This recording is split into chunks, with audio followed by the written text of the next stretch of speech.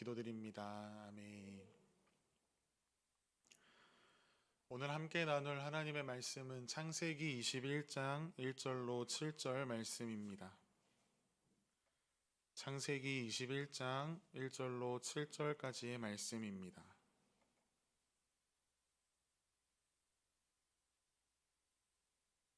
구약 26페이지 창세기 21장 1절에서 7절 말씀, 우리 함께 한 목소리로 합독하시겠습니다. 여호와께서 말씀하신 대로 사라를 돌보셨고 여호와께서 말씀하신 대로 사라에게 행하셨으므로 사라가 임신하고 하나님이 말씀하신 시기가 되어 노년에 아브라함에게 아들을 낳으니 아브라함이 그에게 태어난 아들 곧 사라가 자기에게 낳은 아들을 이름하여 이삭이라 하였고 그 아들 이삭이 난 지 8일 만에 그가 하나님이 명령하신 대로 할례를 행하였더라. 아브라함이 그의 아들 이삭이 그에게 태어날 때에 100세라. 사라가 이르되 하나님이 나를 웃게 하시니 듣는 자가 다 나와 함께 웃으리로다. 또 이르되 사라가 자식들을 젖먹이겠다고 누가 아브라함에게 말하였으리오마는 아브라함의 노경에 내가 아들을 낳았노라 하니라. 아멘. 비웃음이 진짜 웃음 되게 하시는 하나님이라는 제목으로 말씀의 은혜를 나누도록 하겠습니다. 우리가 일상생활 속에서 웃을 때, 그때는 크게 두 가지 경우가 있는 것 같습니다. 정말로 기뻐서 웃는 때, 행복해서 웃는 때, 또는 허탈함에 나오는 웃음이 있습니다. 하하호호 하는 웃음이 아니라 껄껄하고 웃는 웃음이 바로 그 웃음입니다. 오늘 본문은 아브라함과 사라가 드디어 아들 이삭을 낳게 된 사건을 기록하고 있습니다. 이때 아브라함의 나이는 100세, 아내 사라의 나이는 90세입니다. 인간적인 생각과 능력으로는 결코 아이를 낳을 수 없는 때입니다. 그렇기에 이삭의 탄생은 하나님의 기적이라고 말할 수 있습니다. 이 기적이 일어남으로 말미암아 오늘 본문의 사라는 활짝 웃고 있습니다. 본문을 거슬러 올라가서 창세기 17장을 떠올려 보면 하나님께서는 아브라함의 이름을 아브라함으로 사레의 이름을 사라로 바꿔주셨습니다. 그리고 한 가지 약속하실 때 아브라함이 아들을 얻게 될 것이다 라는 약속을 허락하셨습니다. 그때 아브라함이 어떻게 반응했는가 우리는 너무나 잘 알고 있습니다. 얼굴을 땅에 대고 크크 웃었습니다. 이 웃음은 비웃음과 어이없음이 섞인 웃음이었습니다. 그가 이렇게 생각합니다. 창세기 17장 17절 말씀에 100세 된 사람이 어찌 자식을 낳을까? 사라는 90세니 어찌 출산하리요? 도저히 믿어지지 않는 하나님의 약속이었습니다. 또 이어지는 18장에 이르러서는 하나님께서 아브라함의 장막에 직접 찾아오셔서 당시 89세였던 사라가 내년에 아들을 얻을 것이다 라는 이야기를 하십니다. 뒤에서 그 말씀을 듣던 사라도 그것이 믿어지지 않아서 크크 또 웃었습니다. 사라는 이렇게 대답합니다. 사라가 속으로 웃고 이르되 내가 노쇠하였고 내 주인도 늙었으니 내게 무슨 즐거움이 있으리요. 도저히 믿어지지 않는 그 하나님의 약속, 그 말씀 앞에 사라는 비웃었습니다. 그 웃음은 허탈한 웃음, 하나님이 나를 놀리시나 라고 하는 불신의 웃음이었습니다. 그런데 오늘 본문에 보니 정말로 하나님께서 약속하신 그 아들 이삭이 태어났습니다.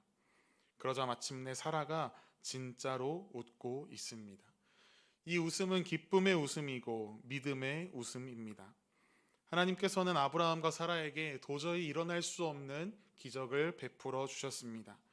그렇게 해주신 하나님으로 인하여 아브라함과 사라는 하하호호 웃을 수 있었습니다. 크크대던 비웃음이 진짜 웃음, 참 웃음이 되었습니다. 오늘 이 본문의 이야기를 통해 하나님께서 아브라함과 사라에게 베푸신 은혜는 어떠한 은혜인가? 하나님은 어떠한 분이신가? 오늘날 그 하나님께서 우리에게 어떠한 은혜를 베풀고 계시는가? 우리가 함께 말씀을 살피며 은혜를 나누기를 원합니다. 한번 따라해 보시겠습니까? 하나님은 약속을 반드시 지키시는 분이십니다.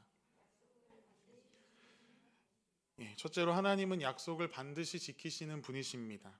하나님은 우리에게 주신 약속을 신실하게 이루셔서 우리의 비웃음을 웃음으로 바꾸시는 분이십니다.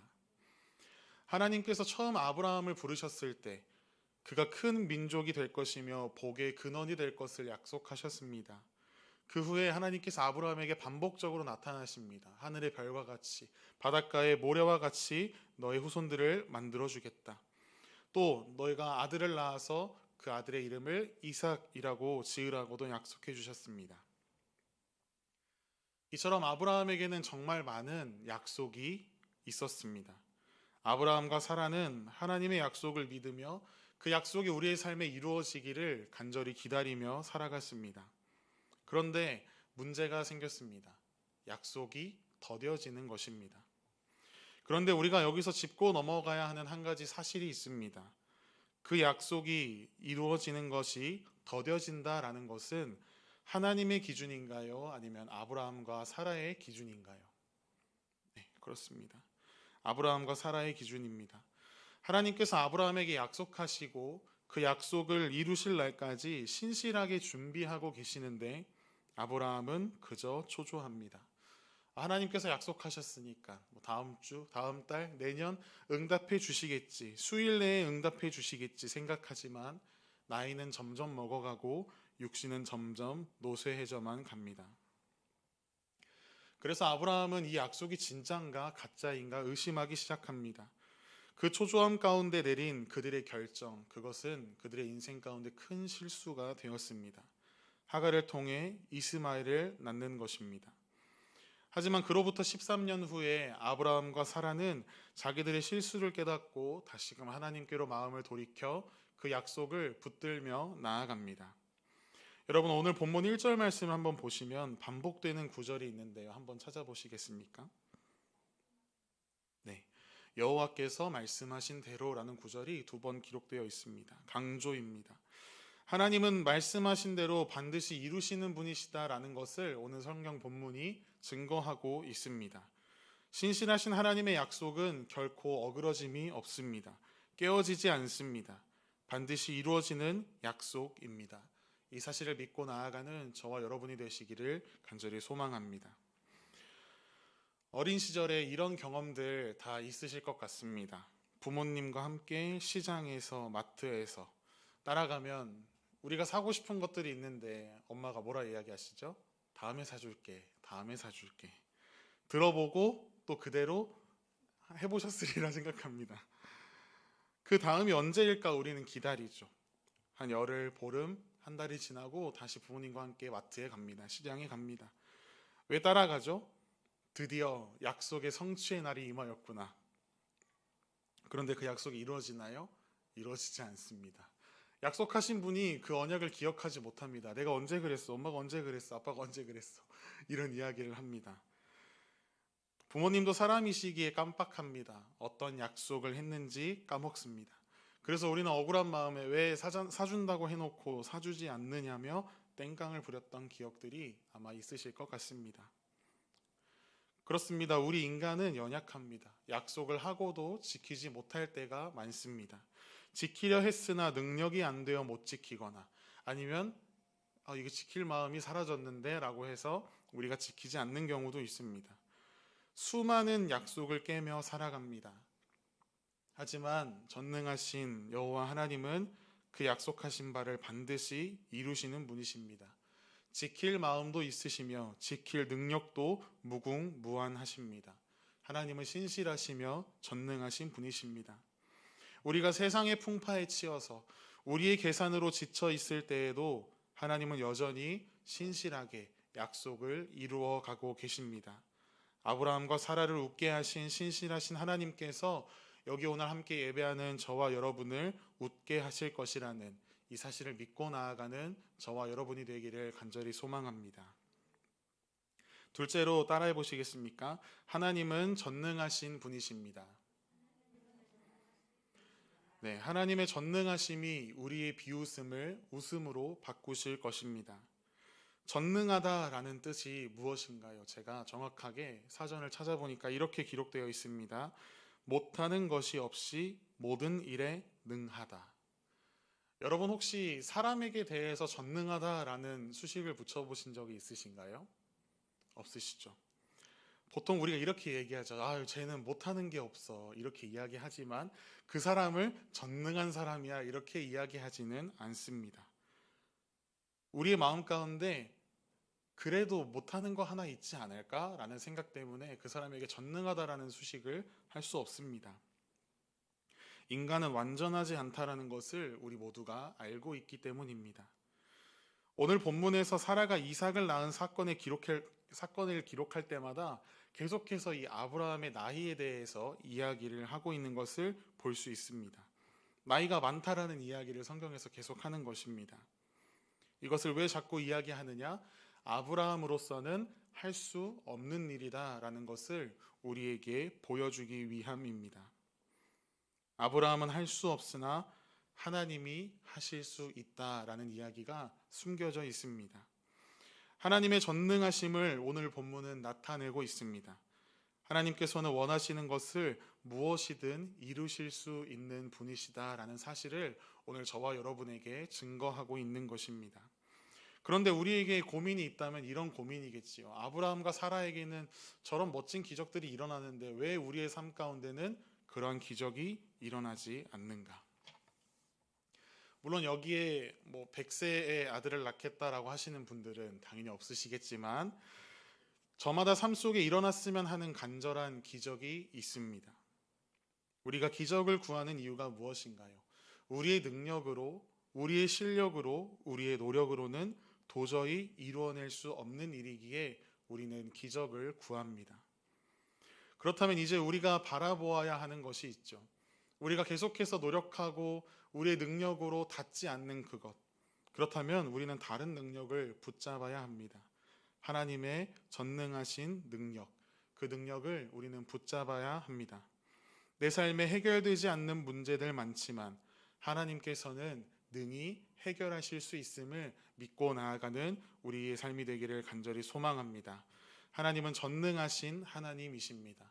우리 삶에 허락하신 간절한 기도의 제목들 하나님께 마음 다해 아뢰며 약속의 때를 기다리십시오. 전능하신 하나님께서 그 능력을 여러분에게 맛보아 알게 하실 것입니다. 이 사실을 믿고 나아가는 저와 여러분이 되기를 또한 간절히 소망합니다. 마지막 세 번째인데 한번 따라해 보시겠습니까? 하나님은 실수가 없으신 분이십니다. 네, 실수가 없으신 하나님께서 가장 정확한 때에 약속을 이루셔서 우리의 비웃음을 웃음으로 바꾸실 것입니다. 오늘 본문 2절 말씀을 다시 보시면 이런 표현을 찾아볼 수 있습니다. 하나님의 말씀하신 시기가 되어. 하나님께서는 수차례에 걸쳐서 아브라함에게 이 약속의 말씀의 성취에 대해서 말씀하셨습니다. 사실 어떻게 보면 불안해하고 있는 아브라함에게 계속해서 약속에 대해 확인시켜 주시는 그런 작업이라고 표현하는 것이 더 어울립니다. 그런데 오늘 본문 가운데 마침내 그 약속이 이루어졌습니다. 약속이 성취된 때는 너무 빠른 때도 아니고 너무 늦은 때도 아닌 정확한 때였습니다. 오늘 말씀이 증거하는 것처럼 하나님께서 말씀하신 시기에 정확하게 이삭이 태어났다라는 것을 증거하고 있습니다. 이삭이 아무렇게나 태어나지 않았습니다. 하나님께서 말씀하시고 약속하신 시기에 딱 태어났습니다. 이것이 어떠한 의미입니까? 하나님께서 모든 것을 계획하시고 계산하고 준비해 두셨다라는 것입니다.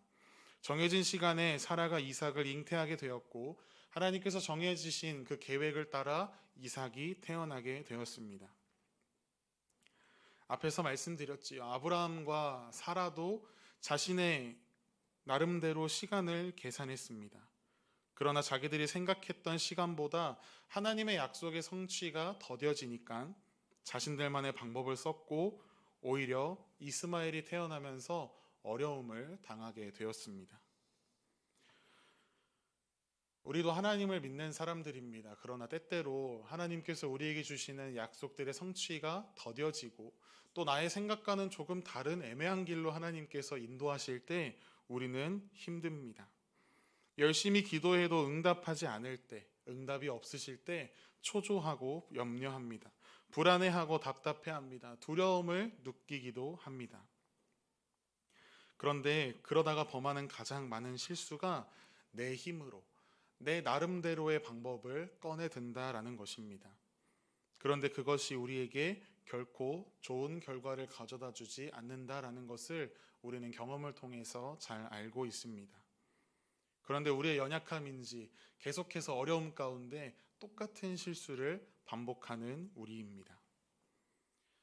하지만 오늘 말씀을 듣고 이제부터 새로운 삶 가운데 더 이상 불안해하지 마십시다.